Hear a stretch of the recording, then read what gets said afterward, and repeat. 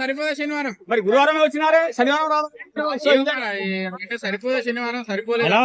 So మీరు కూడా సరిపోదని గురువారమే వచ్చారా? ఓకే అండి. ఓవరాల్ గా మూవీ వాజ్ గుడ్ అండి. మూవీలో సినిమా 2 గంటల 50 నిమిషాలు నాని కోసం తీసారా, లేకపోతే నాని సోకులపాలెం వాళ్ళ కోసం తీసారా, లేకుంటే మురళీకృష్ణ అండ్ ఎస్జే సూర్య గారు కోపాలకి సోకులపాలెం వాళ్ళు 2 గంటల 50 నిమిషాలు ఇబ్బంది పడారా అనేటువంటిది ఇది కాన్సెప్ట్. హీరోయిన్ రోల్ కొద్దిగా స్కోప్ చాలా తక్కువ ఉంది. అండ్ ఓవరాల్ గా movie hero and villain base మీద రాయడం జరిగింది. ఎప్పుడైతే విలన్ ఎప్పుడైతే ఎలివేషన్ ఇస్తా ఉంటారో అప్పుడు విజయం మొత్తం బ్రహ్మాండంగా రివ్యూస్ ఇస్తారు.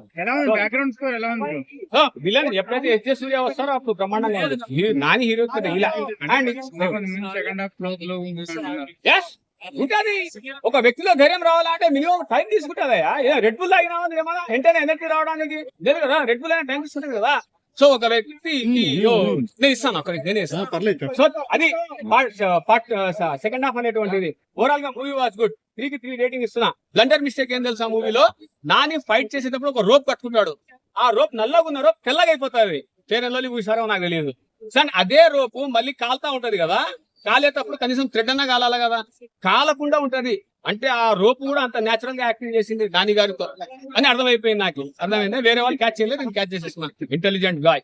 ఓవరాల్ గా మూవీ వాజ్ గుడ్ అండి. అండ్ మూవీ గురించి మీకు చెప్పాలి అని అంటే 2 గంటల 50 నిమిషాలు ప్రేక్షకులని రప్పించడం కోసం తీసారా, లేకపోతే నాని యొక్క కోపానికి 2 గంటల 50 నిమిషాలు ఆ ఊరు వాళ్ళు భరించారా, అండ్ సోకులపాలెం వాళ్ళు 2 గంటల 50 నిమిషాలు ఒక మంచి కోసం నాని కోసం ఎదురు చూసారా, లేదంటే ఎస్జే సూర్య అండ్ మురళీకృష్ణ యొక్క కారణాలకు వీళ్ళంతా 2 గంటల 50 నిమిషాలు ఇబ్బంది పడ్డారా అనేటువంటి మూవీ కాన్సెప్ట్.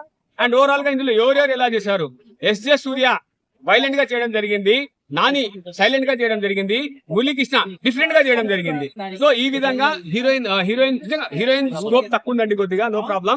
బట్ ఓవరాల్ గా స్టోరీ రాసింది హీరో అండ్ విలన్ బేస్ పైన. అండ్ బీజిఎం అంటారా, ఓకే నో ప్రాబ్లం. ఇందాక ఒక యాంకర్ లాగ్ అని అన్నాడు. ఒక వ్యక్తిలో ధైర్యం రావడం కోసం మినిమం ఆ మాత్రం లాగ్ ఉంటది కదా.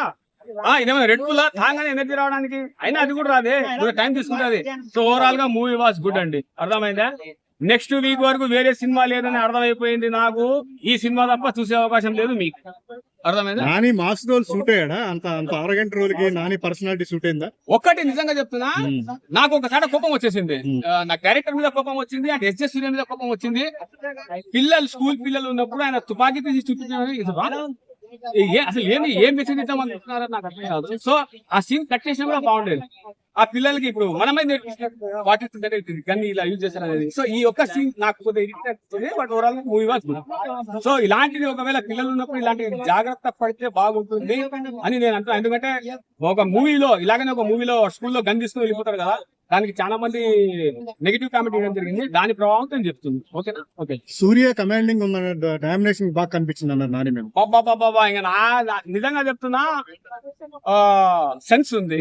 సో ఆయన యాక్టింగ్ లో సెన్స్ ఉంది, నేను ఇచ్చిన రివ్యూలో సెన్స్ ఉంది, మీరు కెమెరా క్యాప్చర్ చేస్తున్నారంటే మీకు కూడా సెన్స్ ఉంది, అర్థమైపోయింది.